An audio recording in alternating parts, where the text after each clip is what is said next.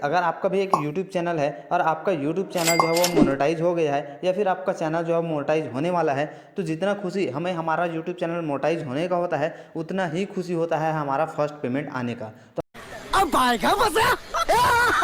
हमें first payment लेने के लिए क्या करना है, हमें अपने एडसेंस अकाउंट में अपने बैंक अकाउंट को ऐड करना होता है। जी हाँ दोस्तों, अगर आपका कोई यूट्यूब चैनल है तो उसके लिए आपको एक एडसेंस अकाउंट बनाना है और उस एडसेंस अकाउंट में जैसे ही आपका $100 कंप्लीट हो जाता है तो आपका पेमेंट रिलीज होता है। उससे पहले आपको अपना बैंक अकाउंट को आपको अपने एडसेंस अकाउंट में ऐड करना होता है। तो चलिए आज की इस वीडियो में मैं आपको बताता हूँ कि किस तरह से आप अपने एडसेंस अकाउंट में अपने बैंक अकाउंट को ऐड कर सकते हो, जिससे आपने जितना भी अभी तक काम किया है यूट्यूब के ऊपर उसका आपका फल आपको मिल सके। तो उसके लिए आपको क्या करना है, उसके लिए आपको सबसे पहले आपको गूगल पे चले जाना है। आपको मैं पूरा स्टेप बाय स्टेप पूरा प्रोसेस बताऊंगा क्योंकि बहुत सारे इसके ऊपर वीडियो ऑलरेडी बना हुआ है लेकिन उसमें पूरा प्रोसेस नहीं बताया गया है। तो सबसे पहले आपको क्या करना है, आपको अपने अपने एडसेंस अकाउंट को लॉगिन कर लेना है। उसके लिए आपको क्या करना है, उसके लिए आपने अलग से कोई जीमेल अकाउंट बनाया होगा तो सबसे पहले आपको अपने गूगल में उस जीमेल को लॉगिन कर लेना है। ठीक है, तो सबसे पहले यहाँ पे मैं जाता हूँ और अपने उस जीमेल अकाउंट को लॉगिन कर लेता हूँ।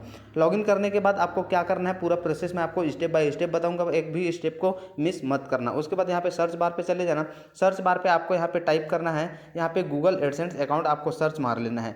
गूगल एडसेंस अकाउंट जैसे आप सर्च मारोगे यहाँ पे सबसे फर्स्ट में आ जाएगा सिंग in to continue to AdSense account, तो इसके ऊपर आपको क्लिक कर देना है। इसके ऊपर आप जैसे ही क्लिक करोगे आपके सामने कुछ नया इंटरफेस सामने में खुल के आ जाएगा और यहाँ पे आपका जितना सारा ईमेल आईडी है इस तरह से आएगा। तो आपको क्या करना है, अपने उस वाले ईमेल आईडी को चूज कर लेना है या फिर यहाँ पे आपका पासवर्ड मांगेगा तो आपको अपना पासवर्ड और जीमेल आईडी दे करके लॉगिन कर लेना है।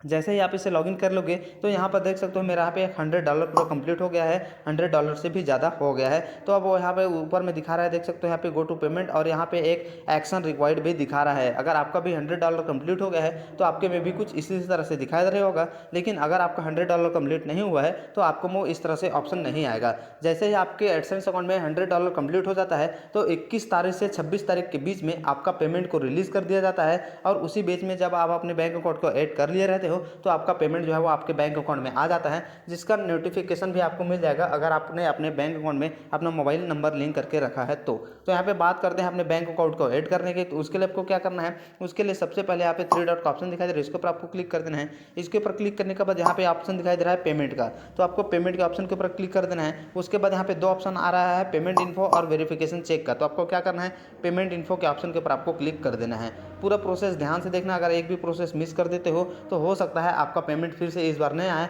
और आपको अगले महीने के लिए इंतजार करना पड़ सकता है। तो इसलिए स्टेप बाय स्टेप पूरा प्रोसेस को देख लेना।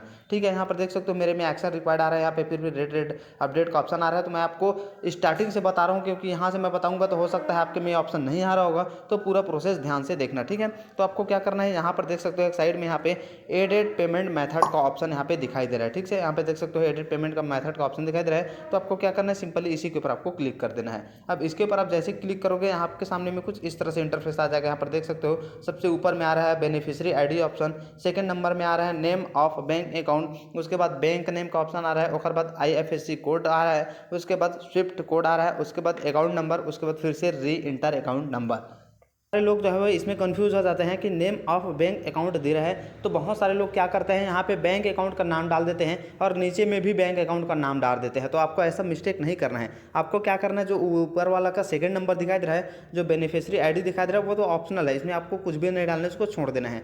जो सेकंड नंबर का कॉलम दिखाई दे रहा है जिसमें लिखा है नेम ऑफ बैंक अकाउंट, इसमें आपको क्या करना है, इसमें आपको अपना नाम डालना है।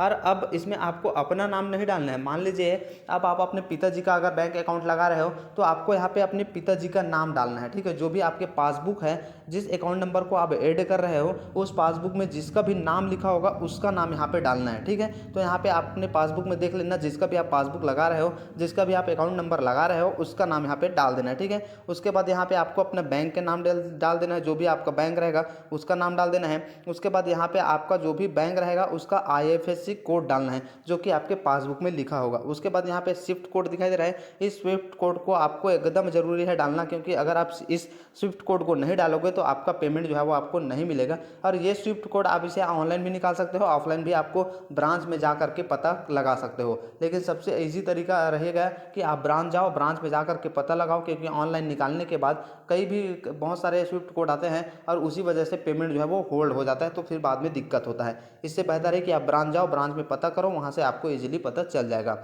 उसके बाद नीचे में क्या करना है, अकाउंट नंबर डालना है। उसके नीचे में फिर से एक बार आपको अकाउंट नंबर डाल देना है। तो चलिए इन सभी को मैं एक बार डाल देता हूँ। आप देख सकते हो सबसे पहले आपको क्या करना है, सबसे ऊपर में आपको डालना है नेम ऑफ बैंक अकाउंट में आपको अपना नाम डाल देना है, जो भी आपका बैंक अकाउंट का होल्डर का नेम है उसका। उसके बाद नीचे में आपको बैंक का नाम डालना है, नीचे में IFSC कोड डालना है, जो उसके बाद आपको डालना है स्विफ्ट कोड, उसके बाद आपको डालना है अकाउंट नंबर और लास्ट में फिर से आपको अकाउंट नंबर टाइप कर देना है।